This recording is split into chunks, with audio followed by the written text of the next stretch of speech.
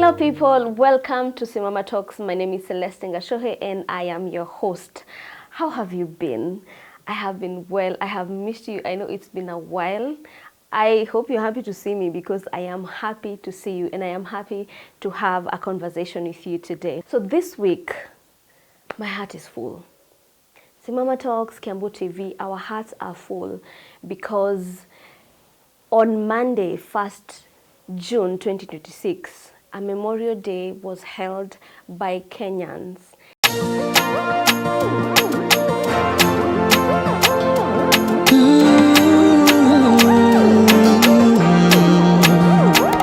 Naona uchungu kwa macho yako, moyoni unaumia, mwilini unaumia, kwa kimya unatazama. Niongee ninyamaze, niseme ninyamaze, unajiuliza, unashangaa. Uongee usinyamaze, useme usinyamaze, nishike mkono, tuko pamoja. Simama, usiogope wewe. Simama, weongea wewe. Simama, usiogope wewe. Tukomeshe ukatili wa kijinsia.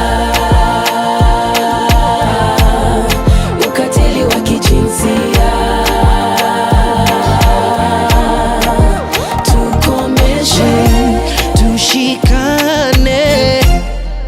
Umoja ni nguvu, utengano ni udhaifu. Hey, tusemezane, twende kwa moyo mmoja, kuna nguvu katika umoja. Hey, niongee ninyamaze, niseme ninyamaze, unajiuliza, unashangaa. Uongee usinyamaze, useme usinyamaze, nishike mkono, tuko pamoja. Simama, usiogope wewe. Simama, weongea wewe. Simama, usiogope wewe. Tukomeshe ukatili wa kijinsia. Ukatili wa kijinsia. Ukatili wa kijinsia. Ukatili wa kijinsia. Tukomeshe. Deserve to be left in peace. Leave women in peace. Each and every woman you see here represented is standing on behalf of someone's life who was shortened.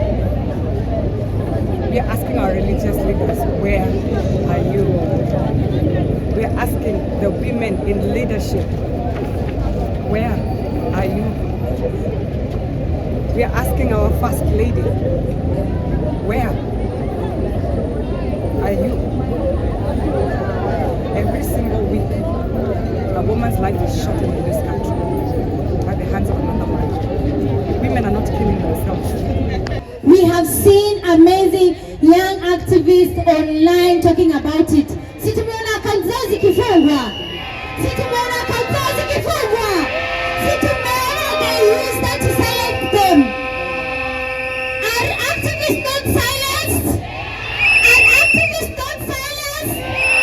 So we are demanding the unsilencing of voices of activists that are demanding justice.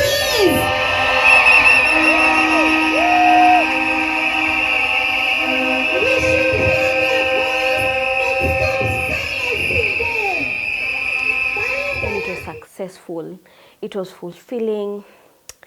we said the names of the women and the children that have been murdered and disappeared. And I feel like it was very peaceful compared to other times we've had protests, to just say, can you listen to us? Can you listen to our cries? Can we have this issue dealt with once and for all? The issue of gender-based violence has been very heavy on us, especially women and children. And, not disregarding men's cases. But when you look at it, when you look at the statistics, many women are killed, by their partners, by people they know, by people they don't know. And the reason we came out is to cry out, and we want to be heard. We want to stop being killed. We want to protect our children, And that day, on Monday, I think we all felt it. We all felt, the cries. People were vulnerable. Women were there screaming and just letting themselves, be women and be heard, which is amazing. That was one successful march for the women and children that have been killed. May their souls rest in peace, and I hope that we've learned something from it. So some of the changes I would like to see in our country as we fight this fight, against gender-based violence and femicide is for, the people that are responsible to protect us, the government, to add on to the intensity of carrying these cases. We sometimes feel like there's no urgency for femicide. We could have like a whole month of women being killed, and it's like there's no intensity, and lives are being lost, children are being abducted, and we feel like, we can do something. There's an urgency, but we don't see it. That would really make us feel even safer as parents, as women, as men also. And I think the second thing is for full support, financially, educational-wise, educating people, and even educating our children in schools. Yeah, just adding on to safety for women, for boys, for girls, for everyone. Those are the things that I would really be happy if I saw them happening in our country from now on. And now to the women, the girls, the young ones, the 18 and above. When you talk about femicide, there are things we can do to make sure that we are out of danger. And I think I can mention maybe 2, 3. Firstly, you see, when we have seen news of girls that were killed in Airbnbs, you find that they met up with strangers and they felt safe. I don't think you should feel safe with anyone telling you to be in a closed place and you don't know them. Let's avoid such so that we are safe. If you're meeting up with a stranger, please go with a friend. And don't go to a hidden place or an Airbnb. Open spaces are the best places to be with a stranger. And also, just don't do it alone. Share it with a friend. Share your location with your family so that they know where you are. And the second thing is just knowing who are your friends. Because we've seen people that have been friends, but waliachwa mahali by the friends, and then something happened. Have people, loyal people that can be with you, that hawawezi kuacha, no matter how drunk you are, no matter how wasted or how you are, hawawezi kuacha, And also, we've had stories of cabs. Uko kwa cab, mtu alikubeba, amekupeleka sijui wapi, and something happened to you, which is sad and unfortunate. Share your location live location, so that najua mtu mwenye atasema penye niko, just in case of anything.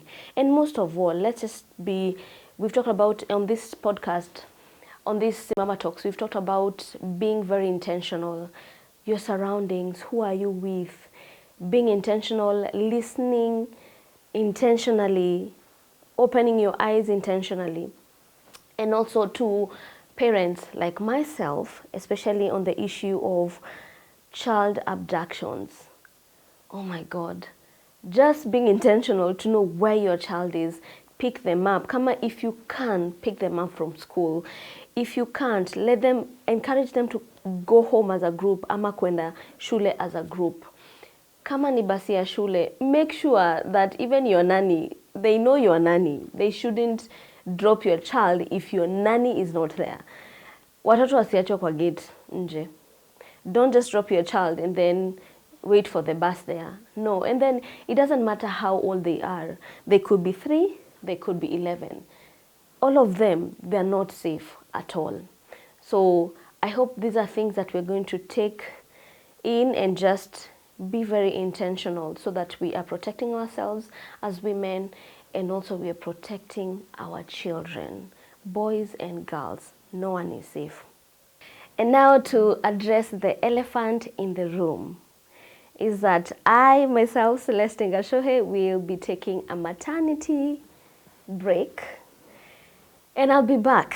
But before that, I would like to thank each and every one of you. Thank you so much for making Simama Talks the Simama Talks that it is. Thank you so much for interacting with us, for commenting, for coming here, to share your stories, for listening to us. Thank you so much for making this conversation continue every day, because we say that this fight is not for us alone. It is for all of us. It is for each and every one of us to fight gender-based violence. Asanteni sana, Mungu wabariki. And before I leave, I would really want us to, just remind ourselves what we've learned. We've had people that have come here to teach us. We've had therapists, we've had counselors, we've had people that have come here to share their stories. They've come here and being vulnerable to share their stories, real life stories, which have changed us and allowed us to learn so much. But let me mention maybe 2-3 things that stood out for me during the conversations we've had. Let's talk about mental health matters. Mental health has been and it is a very big part of the fight against gender-based violence, because anyone that has been through it has had mental issues, mental health issues, the traumas and all that. So we've learned that. And then the power of vulnerability. Being vulnerable, kuongea, it doesn't mean that you're weak. We've really had therapists that are saying speaking is the first step of your healing. And then we've had the understanding of marriage. We have had a good run of understanding a marriage, a God-given marriage. A marriage, how should we live? We've talked about even our children, how we should bring them up so that they do not turn to be perpetrators. Raising our men, our boys in a good manner, our women, our girls in a good manner.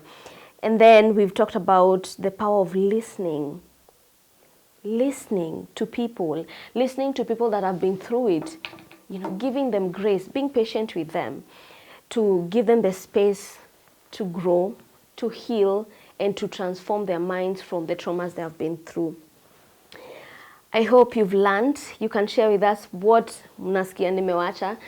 Anything that stood out for you, please share with us. Asanteni sana, sana, sana. This is not the end. It's just a break. And then I will be back like I never left. Thank you so much for being part of this journey. I hope you will continue watching these episodes. You can find the episodes on my YouTube channel, Celeste Ngashohe. Just search Simama Talks and they're there. Ziko hapo. You can binge watch, ask questions, because tukirudi, we'll have a lot of work to do. Kuwajibu, bringing other people here to share their stories, bringing professionals so that we can understand more on gender-based violence. Asanteni sana, Mungu wabariki. See you in a few months. God bless you. Simama.